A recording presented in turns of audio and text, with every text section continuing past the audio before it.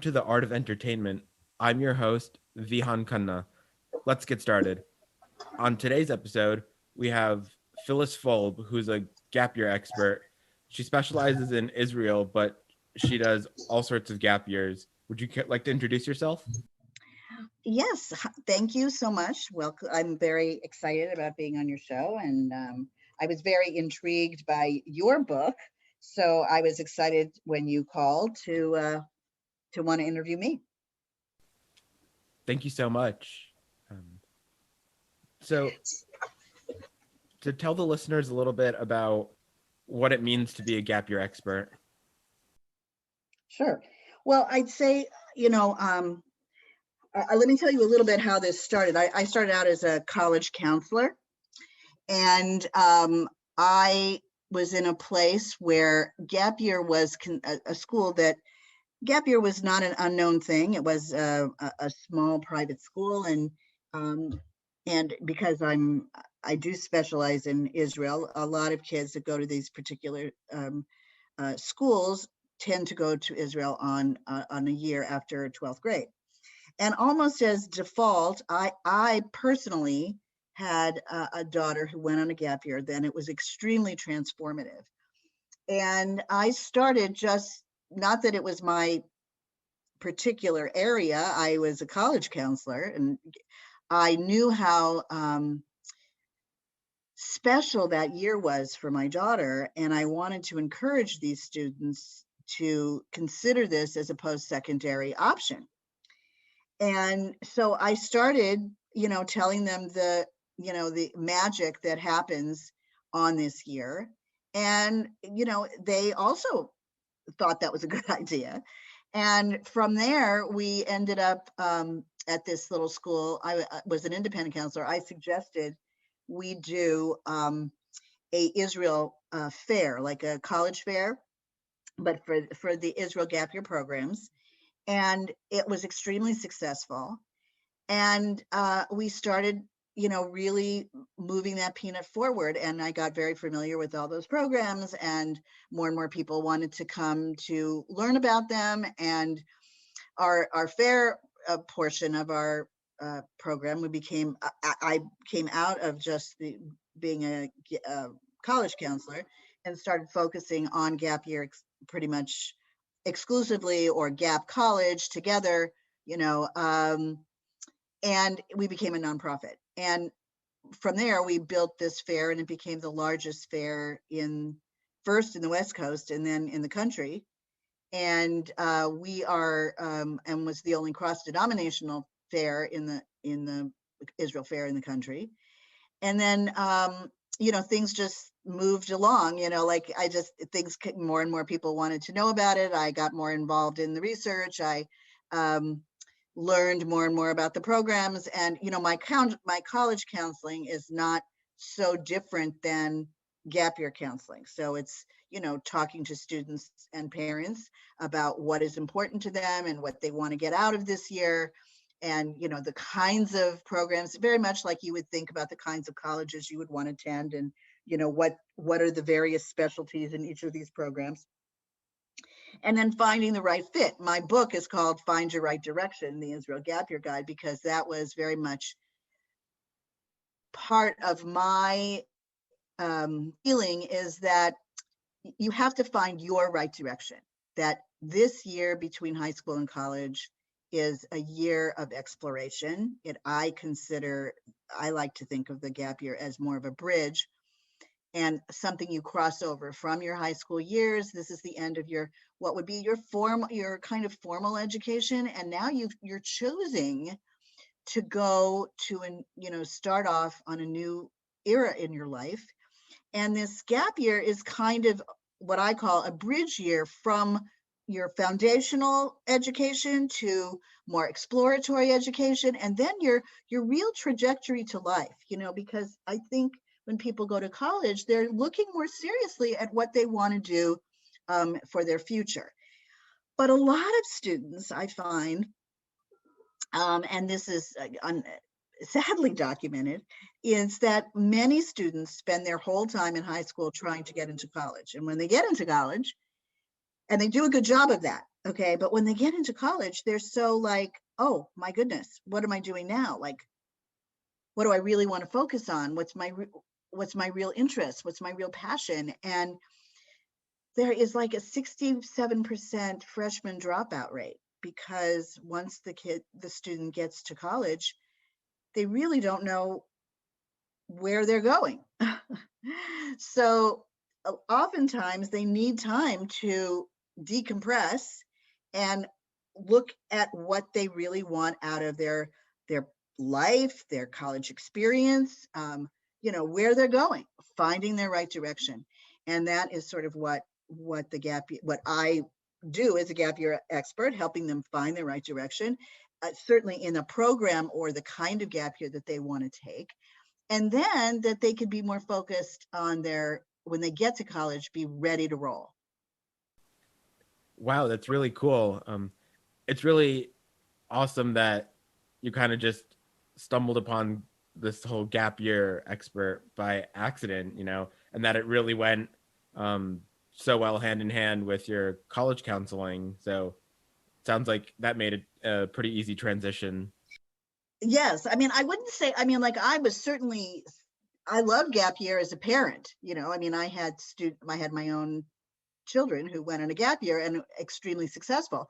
But because I was in the profession and I was working with teens, and it was the same age range, it was just my wanting to bring something to these students that were my students that I thought that would be a very positive experience for them. So right now, or at least a few years ago when like I was in high school myself and entering college, the idea of a gap year, it sounded like most people thought it was like pretty taboo and kind of a no-no. So you talk about like all the benefits that there are to taking a gap year, and like a lower freshman dropout rate, and just the different experiences you have and things you learn on your gap year.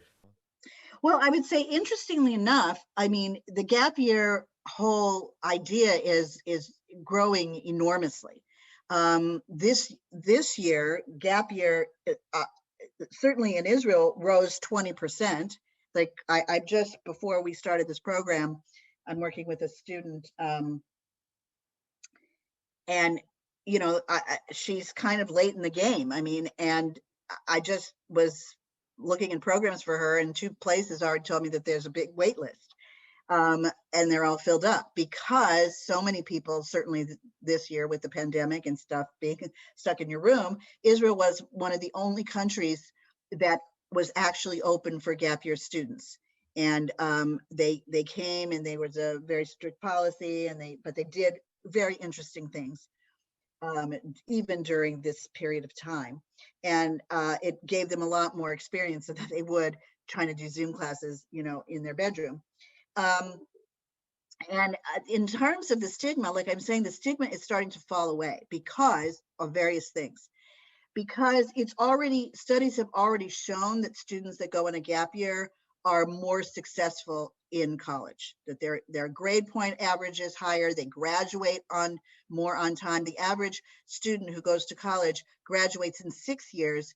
A gap year student often graduates in 3 years, because they're ready to roll. A lot of kids, because of what I told you, when they get to college, they don't know where they're going. A lot of times they pick a major that's not really what they want. They change majors more than once. Sometimes they change schools, if indeed they don't drop out in that freshman year. So the kids that come ready to go, they know where they're going. They pick the right major. They're happy in their school, or they find a school that's going to nurture their interest. And so right off the bat, we're finding that because of that, okay, colleges are now encouraging gap years. So whether a student comes in, I do encourage kids to apply for the college of their choice. And then if they want to take a gap year, ask for, tell their college that once they're accepted that they'd like to take a gap year. And 9 times out of 10, the college will approve that, because they know that a gap year student, they're going to have better retention from a gap year student and a more serious student upon their return. So colleges are now supporting the idea. So there's no stigma like it used to be in the old days, and I mean really old days, way before you were in high school, graduating high school, that the colleges didn't support it, and so consequently you lost a year or you lost your scholarship. That is not the case anymore. They will traditionally either hold your space, they'll keep your scholarship if you've had one. So it is very much part of the now thought of positive post-secondary option. So you don't have that stigma. So I think if kids know that they have that wiggle room to take this kind of breather year, this bridge year, they'll be more likely to take it. So what you're saying is that colleges used to look negatively upon the gap year, and because of that, in people's minds, they associated the gap year as a negative thing. But now that colleges are seeing the gap year as a positive thing, people's mindsets are beginning to change, and more students are taking a gap year. Yes, I mean, I wouldn't use the word negative. I don't even think they knew. I just don't think they realized the benefits. I think they did realize the benefits. I don't think they used it as a negative so much, because even gap year students, even in the old days, did come back, as I said, more focused, and they were starting to see that and recognize that. And they were, almost had to reward these students in terms of, the orientation wasn't even good for those students, because they had different orientations for gap year students because they were more mature and they were more responsible, and they didn't have to be told things that kids coming straight out of high school had to be told. So, and then more and more studies sort of supported the idea. And I think even counselors started to see the benefits and started bringing it up. I think a lot of the reasons were not so much it was a negative, is that counselors, like in colleges, didn't even bring this up as a post-secondary option. And now that it's being at the forefront of a viable option, you can go to an Ivy, you can go to a junior college, you can go to a four-year college, you can take a gap year. It's one of the things people talk about right off the bat. So it's in your bag of tricks. It's in your things that you're exploring. So when you're exploring something, right away something becomes positive, because you're saying, oh, okay, I can do all these things. This is one of my options. I'm gonna look into it. Maybe that's better for me. Maybe like you wanted to study filmmaking or something like that, and you decided you'd take a gap year where there was a great, filmmaking opportunity in their internship, and you still got to see a country of your choice, or maybe you wanted to learn a language that you never wanted to do, or you weren't sure what you wanted to major in. Maybe you just put down psychology, but at the end of the day, you'd really liked editing, and you go, oh wow, I can learn this in this year. I can have the time to explore it. Right. In the book that I wrote, it's called What's Your Plus? I even talk about this thing that you brought up. You said that a lot of students take up to 6 years to graduate college. And, I did notice that that's the case. Even for myself, I went in as a business student, and after one semester, I realized that that's not what I wanted to do. So I changed my major. I ended up graduating with a degree in English and film. So basically what happened was, in my first semester, I took a couple of classes that went towards the business degree, but didn't go to the degree towards the degree that I ultimately ended up getting. And because of that, I ended up taking 4.5 years to graduate instead of 4 years. Exactly. Exactly. And it's not a problem. I mean, there's a lot of times there is exploration in your freshman year. So I don't want to paint that as a bad thing, but I think that there's a fundamental difference between just exploring and finding out where you want to go, and totally going down the wrong path because you just didn't know what else to do, and didn't find your passion. And also we're finding kids that colleges are finding gap year kids more attracted in another way. They've had life experience, and they write their essays. Some students, I do encourage my students to apply to college while they're in high school, just like the traditional way. But some students take their gap years first and then apply for college and during their gap year. And they are finding that the essays that they write and, you know, the life experience that they have had make them a more attractive person. And in this case, as your book implies, they find their plus. They find their plus, you know, going into college. I think we're writing it from a perspective of finding your plus in terms of the world at large. But and that is the case too, because many of the experiences that people have on their gap year, whether it's you know, internships or exploring a field they're interested, or just getting in tune with the kind of person they are, it does make them, and they tend to meet new and interesting people, and a lot of times they can be mentors for future work.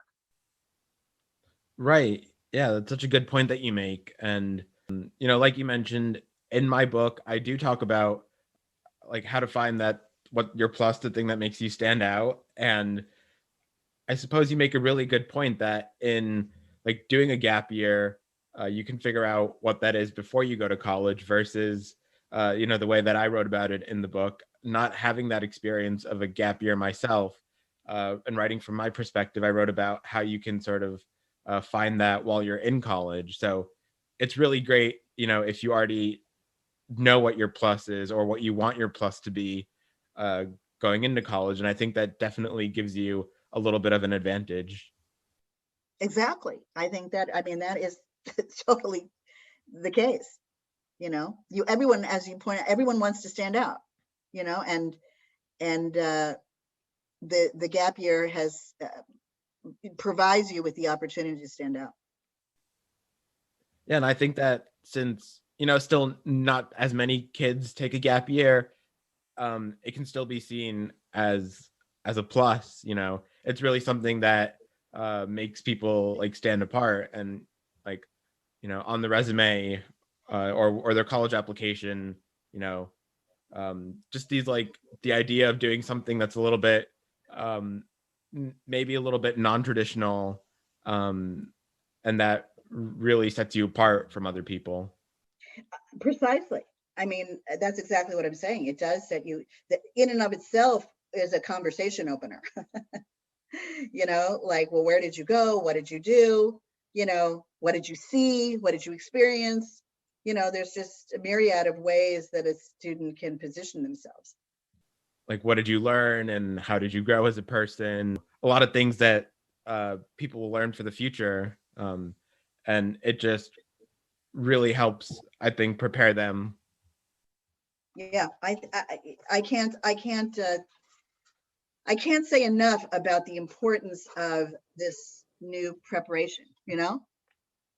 So I didn't do a gap year myself, as you know, but um, the summer after my freshman year, I went to a 2-month summer long program in California that was sort of all about entrepreneurship because I had a Oh, little right. bit of I did interest read about there. them. Yeah, I listened to your podcast about it.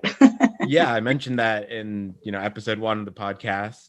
Um, and I think that's not quite the same as a gap year, but it's almost it's almost the equivalent of, let's say, like a gap semester in the middle of college. And I think I definitely learned a lot from that experience. And I can only imagine, you know, um, how much somebody can learn going to a completely different country and doing that for an entire year instead of like just 2 months like I did.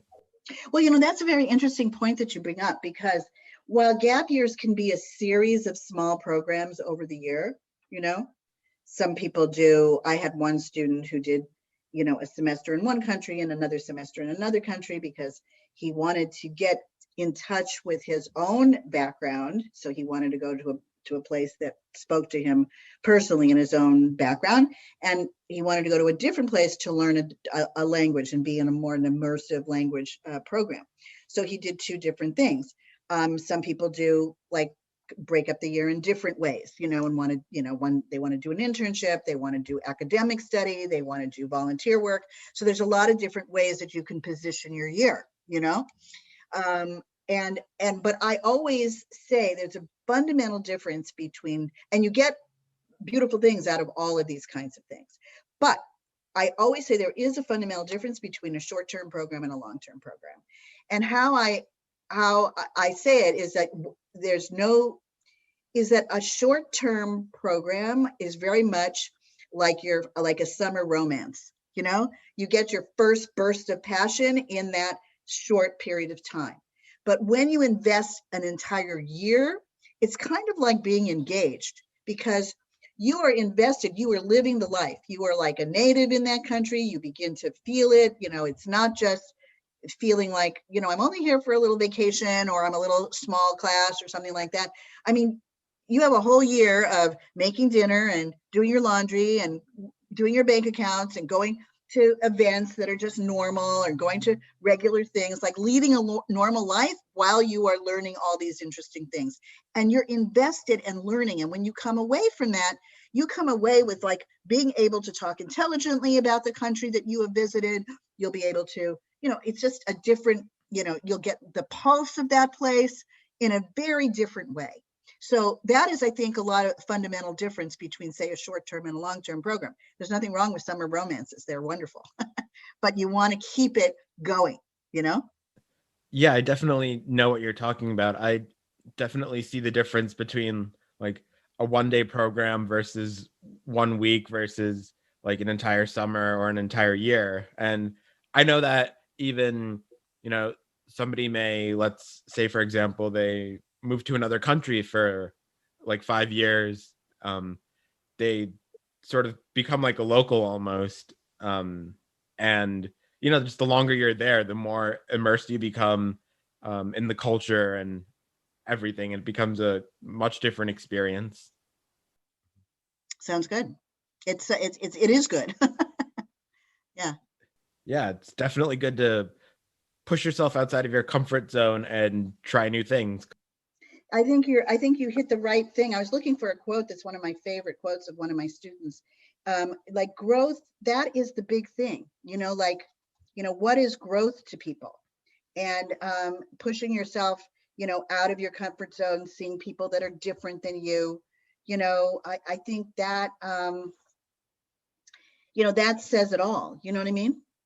So that I think that's one of the key things that I think people have to think about.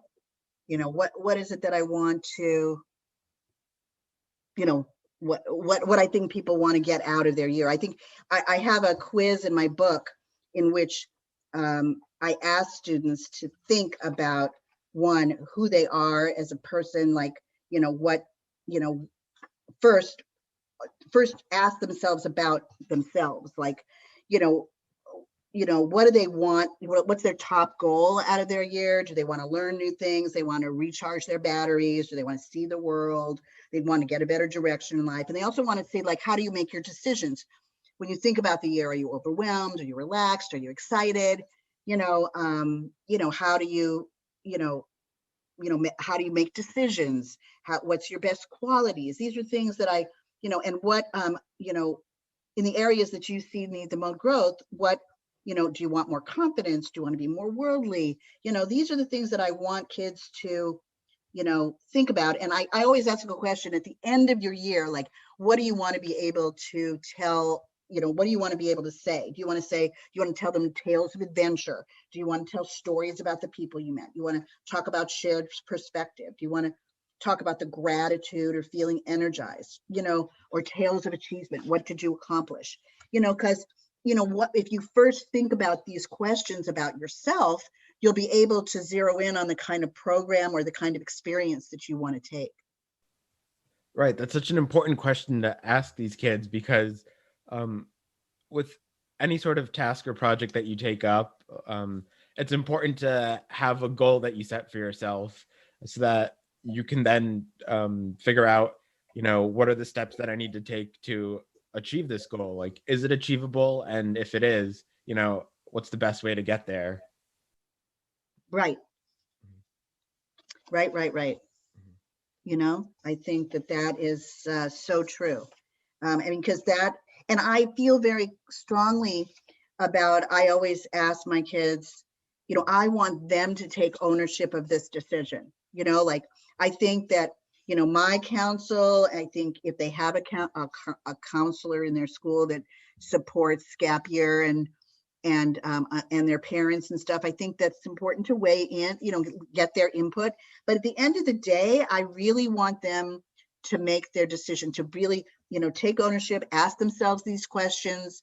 Look, I also have another quiz that's about questions to ask program advisors of gap year programs or college programs, et cetera, so that when they make this decision, it's theirs. Because the more aligned your program is to who you are as a person, the more positive experience that you're going to get. And when I say aligned as a person, that does not mean going out of your comfort zone, in the sense, like, I don't think that you should, if you're an urban kind of a person and you say, well, I'm going to go out of my comfort zone and I'm going to live on the land in a tent, you're not going to have a positive experience. Right. Okay. But that doesn't mean that say your base is in the city, you don't want to, and there's this incredible mountain range. It doesn't mean that you won't want to go for a hike, but you may not want to live, on the mountain range, Yeah. You know what I'm saying? So Yeah. You can do things that are different, but still be within what is going to make it positive for you, a positive living experience, a positive growth experience, whatever that may be. And that's another great point that you make. When you're pushing yourself outside of your comfort zone, don't completely change like everything for an entire year or an entire month. Maybe like for one day you do an activity that pushes yourself a little bit out of your comfort zone, and if you like it, you grow from there. And right, it's a snowball effect. Exactly. You learn, oh, well, I didn't even know I knew that. I always say to somebody, say for example, you never went to an art museum, and you think, well, I don't even know that I like art, and then you go to it and you go, you think, well, I'm never going to like that. But you go and you go, wow, I really enjoyed that. And I never saw this use of colors. So spoke to me. And then maybe you go to another one, and then it becomes something that you enjoy, Yeah. And it's very much like, I remember as a young woman, and even my husband and I have spoken about this. We like to listen to different kinds of music, at our dinner hour. And we've all been, we talk about, I don't know if they still, like there was a period of time, budget cuts, where music appreciation, it used to be in our day, was part of our learning experience. But there was a period of time where music appreciation and was taken out of the school curriculum. And that was a real detriment, because when we were sitting at the table and listening to all this music, we would never have learned. We knew certain pieces by composers. We had gone to, like, there used to be field trips to theater performances, and it really broadened our horizons. So, like, don't be afraid to learn something new, like, as you said, getting out of your comfort zone, but even on the simplest level, like going to a concert in the country you are, learning their kind of music, like, wow, Right. How can you really know if you enjoy something or don't enjoy it if you never expose yourself to it? Exactly. You need to hear or do. Oftentimes, like, you can talk to one person about something, like let's say art museums, like you brought up before. You could talk to one person and they can say, like, oh my gosh, I hate art museums, they're terrible. And you might think, okay, why would I want to go to one? But you could talk to someone else and they could say, like, art museums are my favorite thing. And so it's really, it differs from person to person. Yes, absolutely. I found that quote that I wanted to read to you, about growth, because I think that it's a really important thing. People talk about growth, but it's hard to define. And this is how one girl defined it. She said, while I knew I wanted to grow as a person, I didn't completely understand what that meant for me in my life to spend a year doing so. I now know it means creating special connections with a mentor who can inspire me, meeting and learning from people every day with completely different views and opinions than me, and being given opportunities to do good in the community. And then this other young man wrote, when I came back from my gap year, I had a clear sense of direction and focus, and I knew how to apply myself in college. So I think that those are two, they're good definitions of what it meant to grow for her, and also where this young man was going. And also it said that another one of my gappers said that going, in this case, she went to Israel for the year, means seeing who I really want to be for myself, not for my parents, my friends, my teachers, just me. Because that's, your parents gave you your foundation, your family. These are all important areas. They gave you, they loaded you, and your teachers loaded you up with all this information. And then now this is your time to take all that in and also learn for yourself and see where you land. Like you said, your parents raise you, and what you learn from the upbringing that your parents give you and what your teachers teach you in school really shapes how you are in your childhood. But it's important to really get out there and explore and figure out who you are yourself. Just experience new things and figure out what do you like, what do you not like, and maybe something that you were never exposed to could end up being one of the biggest parts of your adulthood. Exactly. I think you nailed it. I want to thank you so much for coming on the podcast today. Well, it was my pleasure. I really enjoyed it, and I'm glad that you asked me to join you. And I'm going to.